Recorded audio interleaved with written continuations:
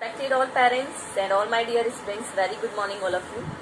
Students, welcome to the SST class. Today we will read chapter number 6 in history. This chapter we were also doing in our earlier video. यही chapter हम हमारे पहले की video में भी पढ़ रहे थे and today we will continue the chapter. Today we will discuss some more points of this chapter and the name of the chapter is Towns, Traders and Craft Person. Chapter का name है Towns, Traders and Craft Person. So all these friends, before starting the chapter, I just want to share my thought.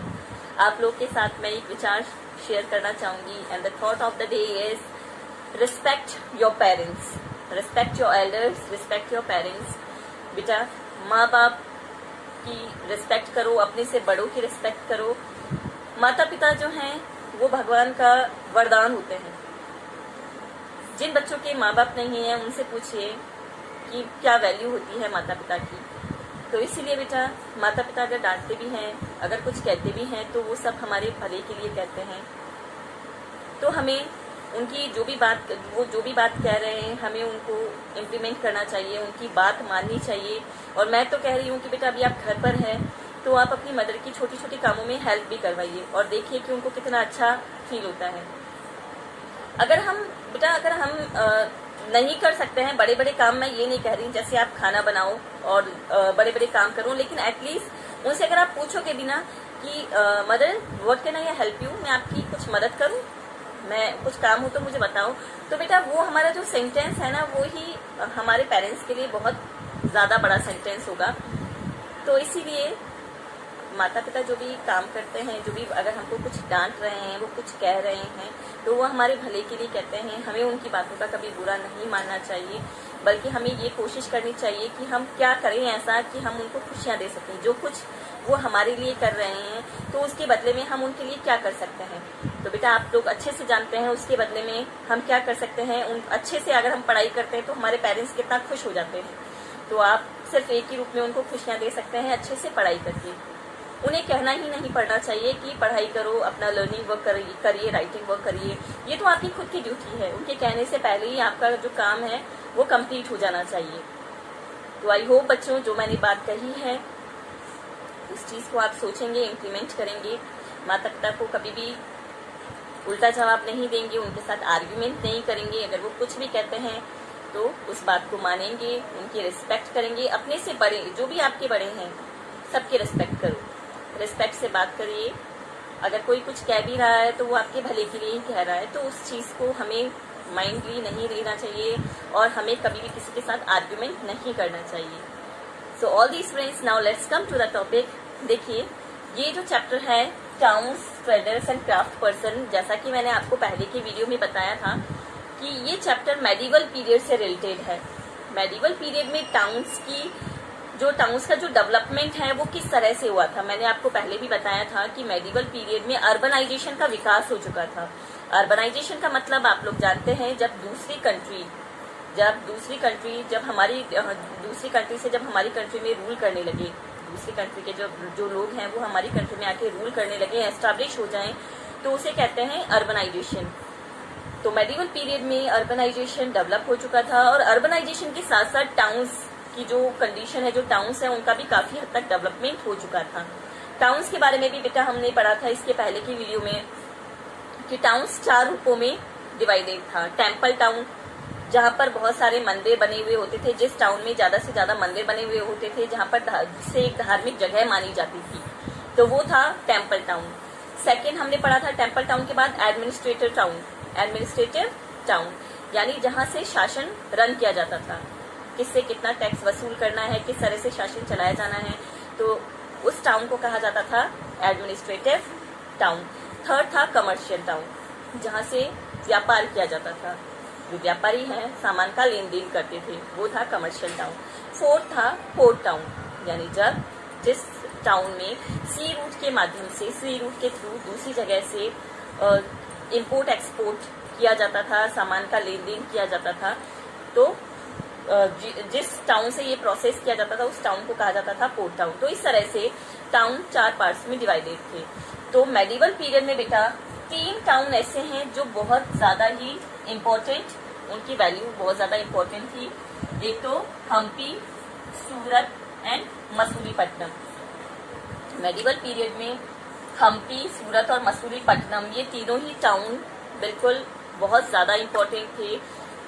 क्यों important थे वो सारी चीज़ हम discuss करेंगे, और साथ ही साथ किस तरह से एक टाइम तो ऐसा था जब ये बहुत ज़्यादा इम्पोर्टेंट टाउन माने जाते थे, लेकिन कुछ समय बाद ही एक टाइम ऐसा भी आया जब इन टाउन का डिक्लाइन हो गया। जितनी ज़्यादा इनकी इम्पोर्टेंट जो वैल्यू है पहले थी वो बाद में नहीं रही। तो उन सभी चीज़ों के बारे में हम डिस्कस करेंगे कि ये तीनों जो टाउन है वो इम्पोर्टेंट टाउन क्यों थे, क्या रीज़न था कि इन्हें इम्पोर्टेंट टाउन माना जाता था, और साथ ही साथ हम सेकंड में ये भी डिस्कस करेंगे कि इनका डिक्लाइन किस तरह से हुआ, किस तरह से ये टाउन लगभग खत्म होने की कगार पर आ गए। नेक्स्ट हम डिस्कस करेंगे न्यू टाउन्स एंड ट्रेडर्स की इन टाउन के बाद कौन कौन सी नए नए टाउन, नए नए ट्रेडर्स का डेवलपमेंट हुआ, किस तरह से नए नए टाउन्स और ज़्यादा बनने लगे, नए नए ट्रेडर्स आए। उसके बाद हम डिस्कस करेंगे black and white areas, black areas के बारे में और वाइट एरियाज के बारे में। तो बेटा आप लोगों ने ये जो टॉपिक है वो 6th क्लास में भी पढ़ा होगा कि वाइट एरिया वो एरिया होता था जहाँ पर ब्रिटिशर्स रहते थे, और ब्लैक एरिया वो एरिया माना जाता था जहाँ पर इंडियंस रहते थे। तो इन्हीं सब पॉइंट्स के बारे में हम इस स्लाइड्स के थ्रू डिस्कस करेंगे। I will present some slides before you. बेटा मैं कुछ स्लाइड्स प्रेजेंट करूंगी, पिक्चर्स होंगी, उनमें पिक्चर्स के माध्यम से मैं आपको इन सभी चीज़ों को, इन सभी पॉइंट्स को डीपली एक्सप्लेन करूंगी। So all the students you have to watch the video carefully, you have to look all these slides carefully. If you have any doubt, then you can ask me after this video. So all the students here, I am going to present some slides before you. आइए बच्चों, अब slides के through chapter के कुछ topics को deeply जानते हैं। देखिए मेडिवल पीरियड में जैसा कि मैंने अभी अभी आपको बताया, 3 जो टाउन्स है वो बहुत ज़्यादा इंपॉर्टेंट वैल्यू थी उन तीनों टाउन की। वो तीनों टाउन कौन कौन से थे? सूरत, हम्पी और मसूलीपट्टनम। सबसे पहले जानेंगे हम हम्पी के बारे में। सिटी देखिए, हम्पी को क्यों इम्पोर्टेंट टाउन माना जाता था, क्या खास बात थी इस शहर में, यहाँ की बिल्डिंग्स में, यहाँ के गार्डन्स में, यहाँ के कॉमर्स में और कल्चर में, तो उन सभी पॉइंट्स को देखेंगे। अगर हम एक शहर के रूप में जाने तो Hampi was a well fortified city and the nucleus of Vijayanagara empire. Hampi एक वेल प्लान्ड शहर था और विजयनगर साम्राज्य का सेंटर पॉइंट था। नो मोटर और cementing agent was use in the construction of the walls. यहाँ की वॉल्स में किसी भी तरह के सीमेंट का या मोटर का यूज़ नहीं किया जाता था। Interlocking technique was followed to wedge the bricks together. यहाँ तक कि ईंटों को आपस में जोड़ने के लिए इंटरलॉकिंग टेक्निक को फॉलो किया जाता था। अगर हम बिल्डिंग्स की बात करें, the buildings in the royal complex had splendid arches and domes. यहाँ की जो बिल्डिंग्स होती थी, वो जो भी रॉयल कॉम्प्लेक्स की जो भी बिल्डिंग्स थी वो काफ़ी शानदार प्लान थी, शानदार तरीके से बनी हुई थी। इन सभी बिल्डिंग्स के ऊपर डॉम्स बने हुए थे। डॉम्स एक गोलाकार शेप होती है। They had pillared halls with niches for holding sculptures. यानी इसमें जो पिलर्स होते थे, जो भी खंबे बने हुए होते थे, वो क्या होता था? होल्डिंग स्कल्पचर्स, उन्होंने स्कल्पचर्स को होल्ड किया हुआ था। अगर हम बात करें यहाँ के गार्डन्स की, तो gardens these were well planned with sculpture motifs like the lotus and corbels. तो देखिए यहाँ के जो गार्डन्स हैं उनमें वो गार्डन्स भी बहुत वेल प्लान्ड होते थे। वहाँ पर अलग अलग स्कल्पचर्स बने हुए होते थे। स्कल्पचर्स वो एनिमल के रूप में भी हो सकते हैं, फ्लावर के रूप में भी हो सकते हैं। तो फ्लावर्स और एनिमल्स के स्कल्पचर होते थे, एकदम वेल प्लान्ड गार्डन्स हुआ करते थे। Commerce, many trading communities were the participants of the markets of Hampi. Hampi के मार्केट के पार्टिसिपेंट्स होते थे बहुत सारे ट्रेडिंग कम्युनिटीज़, बहुत सारे व्यापारिक समुदाय हम्पी के मार्केट के पार्टिसिपेंट्स हुआ करते थे। मूर्स भी इनके पार्टिसिपेंट्स हैं। मूर्स क्या होता है? A collective name for Muslim merchants, यानी मुस्लिम मर्चेंट्स का कलेक्टिव नेम है। तो जो मुस्लिम मर्चेंट्स हैं वो भी यहाँ के मार्केट के पार्टिसिपेंट्स थे। Chettis, agents of European traders such as the Portuguese. तो केवल मुस्लिम मर्चेंट ही नहीं, कुछ यूरोपियन ट्रेडर्स जैसे कि पुर्तगीज़ भी यहाँ के मार्केट के पार्टिसिपेंट्स हुआ करते थे। कल्चर की अगर हम बात करें तो temples were the central point of all cultural activities. Devadasis temple dancers perform before the deity, royalty and masses in the Virupaksha which means a form of Shiva temple. देखिए यहाँ पर जो मंदिर बने हुए होते थे, तो जितने भी कल्चरल एक्टिविटी हैं उनका सेंटर पॉइंट क्या था? मंदिर ही थे, टेम्पल से। देवदासीस क्या होता है? जो टेम्पल डांसर्स होते हैं, जो मंदिर में नृत्य करते थे, उन्हें देवदासीस कहा जाता है। तो देवदासीस मंदिर में जो मूर्तियाँ हुआ करती थी भगवान की, उनके सामने परफॉर्म करती थी। Royalty and masses in the Virupaksha which means a form of Shiva temple, यानी कि विरूपाक्ष यानी शिव का जो मंदिर है उसमें बहुत ही रॉयल तरीके से, शानदार तरीके से कल्चरल एक्टिविटीज़ परफॉर्म की जाती थी। द फॉल ऑफ हम्पी, अब हम पढ़ेंगे हम्पी का डिक्लाइन कैसे हुआ। The city which was a hub of various activities during the 15th and 16th centuries fell into ruin following the defeat of Vijayanagara in 1565। देखिए हम्पी एक ऐसा शहर माना जाता था 15th और 16th सेंचुरीज़ में जहाँ पर बहुत सारी एक्टिविटीज़ परफॉर्म होती थी, लेकिन 1565 में विजयनगर साम्राज्य की हार हुई। और किससे हार हुई? They were defeated by the Deccan sultans the ruler of Golconda, Ahmadnagar, Berar, Bidar and Bijapur. यानी कि डीकन सुल्तान्स जिसमें कौन कौन इंक्लूड थे? गोलकोंडा के, अहमदनगर के, बरार, बिदार और बीजापुर के रूलर्स इंक्लूड थे। तो इनसे विजयनगर एम्पायर की, विजयनगर साम्राज्य की हार हो गई। और विजयनगर साम्राज्य की हार होने के बाद हम्पी का भी एक इम्पोर्टेंट टाउन के रूप में डिक्लाइन हो गया। हम्पी के बाद आइए जानते हैं सूरत के बारे में। Why did people from distant lands visit Surat? क्या खास बात थी सूरत में ऐसी कि दूर देशों से भी लोग सूरत में घूमने के लिए आते थे? Western trade, Surat was the emporium of western trade, it was the gateway for trade with West Asia. देखिए सूरत में वेस्टर्न ट्रेड परफॉर्म किया जाता था, विदेशों से व्यापार परफॉर्म किया जाता था सूरत के through. It was a gateway for trade with West Asia, यानी वेस्ट एशिया से व्यापार करने के लिए जो सूरत है वो सेंटर पॉइंट हुआ करता था। Gate to Mecca, many pilgrim ships set sail from Surat to Mecca. देखिए मक्का क्या है? मक्का मदीना का नाम आप लोगों ने सुना होगा, ये मुस्लिम लोगों का तीर्थ स्थल है। तो सूरत से मक्का जाने का जो शिप है, जो जहाज़ है, वो कहाँ से होके निकलता था? सूरत से होके निकलता था। तो इसीलिए भी सूरत की एक टाउन के रूप में इम्पोर्टेंट वैल्यू थी। Commerce, Surat was cosmopolitan and people of all caste and creeds lived here. Surat एक कॉस्मोपॉलिटन टाउन था जहाँ पर अलग अलग जातियों के लोग रहते थे।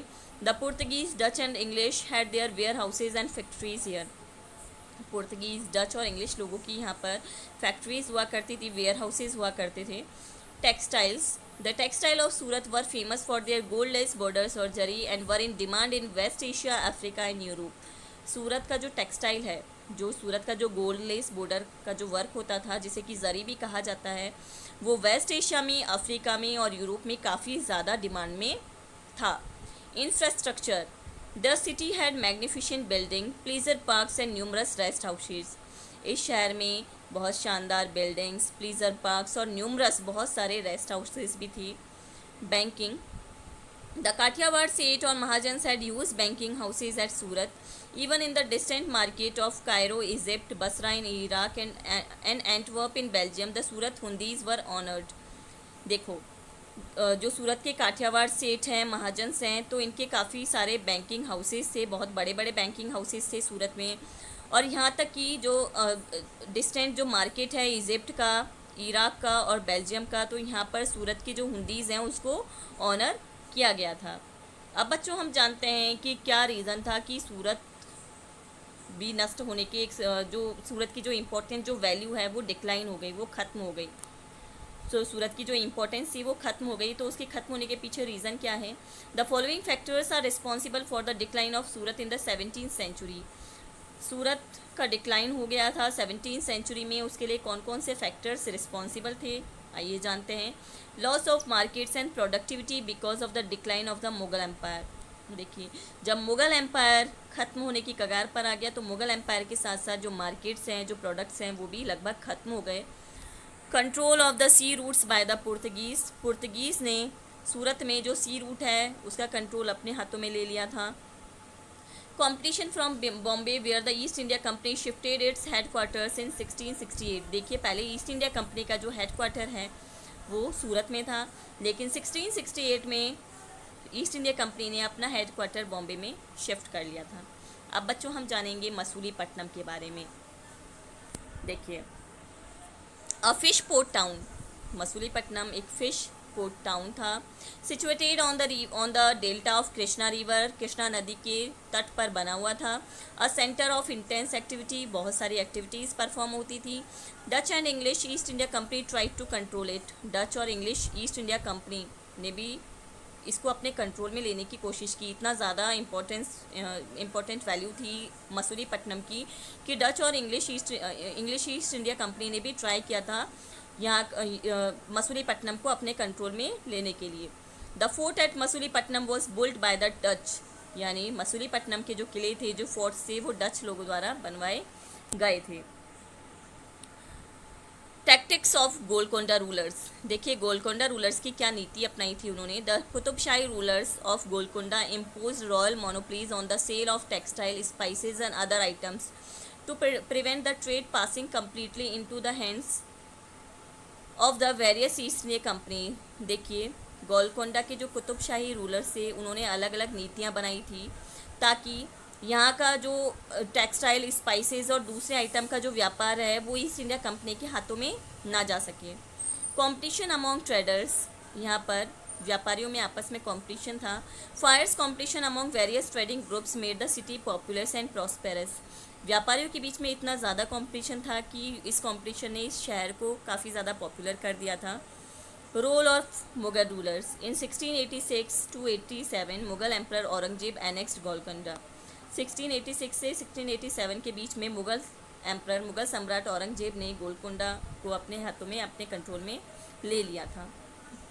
New towns and traders, East India companies, the English, Dutch and French formed East India companies in order to expand their commercial activities in the East. English, Dutch और फ्रेंच ने ईस्ट इंडिया कंपनी को form किया था ताकि east में जो commercial activities है उसे फैलाई जा सके, उसे और भी ज़्यादा बढ़ाई जा सके। Indian traders, initially great Indian traders like Mulla Abdul Gafoor and Virji Vora who owned a large number of ships competed with them, यानी ग्रेट इंडियन जो व्यापारी हैं जैसे कि मुल्ला अब्दुल गफूर और विरजी वोरा, ये महान व्यापारी माने जाते थे, भारतीय व्यापारी थे।